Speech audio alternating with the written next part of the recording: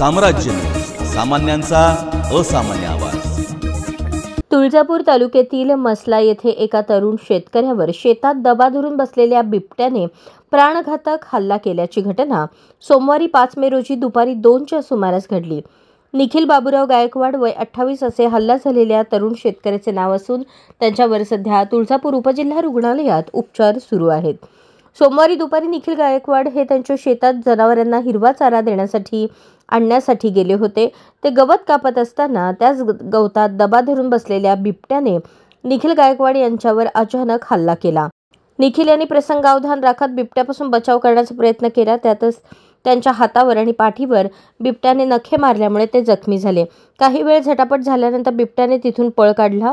निखिल गायकवाड यांनी जखमी अवस्थेतच घर गाठले आणि तिथून तुळजापूर येथील उपजिल्हा रुग्णालयात दाखल झाले। धाराशिव जिल्ह्यात सर्वत्र बिबट्याची दहशत वाढली असून जिल्ह्यात 12 ते 15 बिबटे असल्यामुळे शेतकऱ्यांना धोका निर्माण झाला आहे।